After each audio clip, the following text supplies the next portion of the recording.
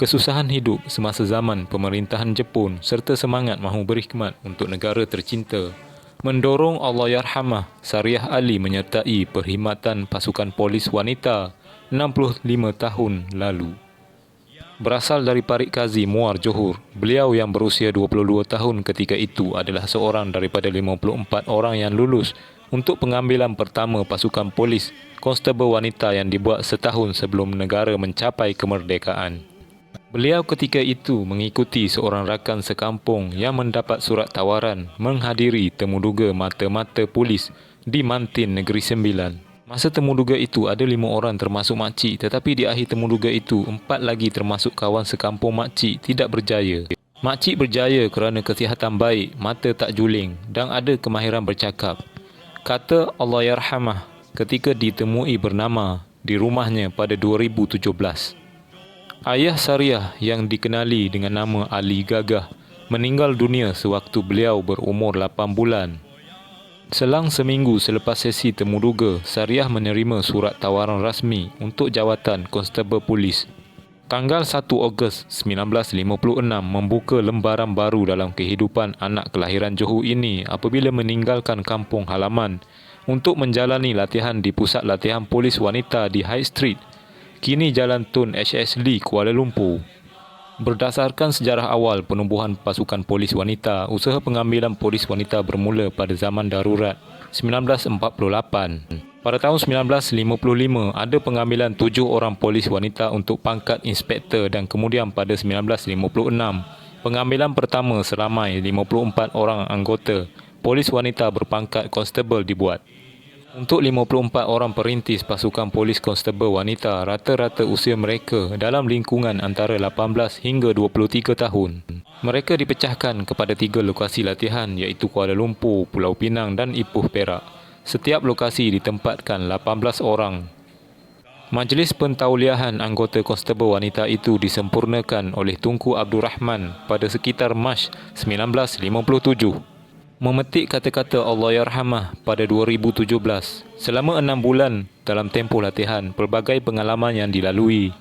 Sariah masih ingat nama seorang pegawai polis wanita berbangsa Inggeris, Miss B.D.B. Wentworth, yang dipinjamkan kepada pasukan polis untuk membantu melatih golongan perintis konstabel polis wanita.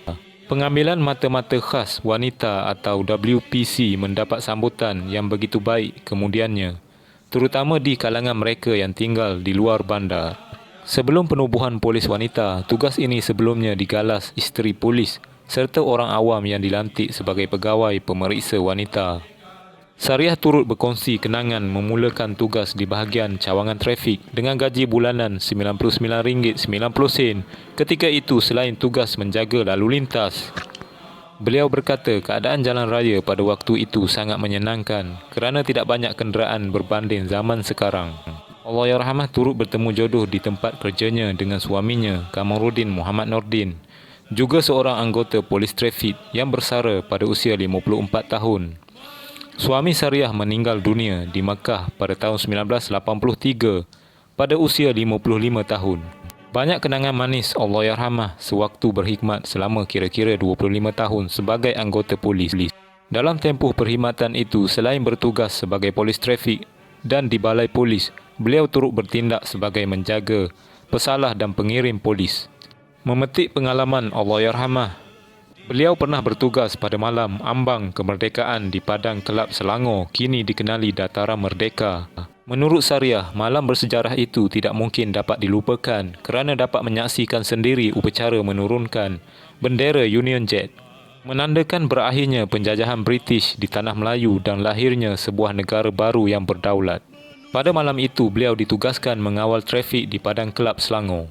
Sebelum pemasyuran kemerdekaan Tanah Melayu dibuat pada 30 Ogos 1957, tepat pukul 12 tengah malam di Padang Kelab Selangor diadakan upacara menurunkan bendera Union Jack dan digantikan dengan bendera Persekutuan Tanah Melayu. Makcik berasa seronok sangat. Orang sana sini lau merdeka, merdeka, merdeka. Makcik turut berpeluang bersalaman dengan Tunku Abdul Rahman. Kata Allahyarhamah Sariah ketika ditemui bernama pada 2017. Setelah mencurahkan bakti bertugas di Kuala Lumpur selama 9 tahun, Sariah kemudiannya ditukarkan ke Melaka dan meneruskan perkhidmatan selama 8 tahun.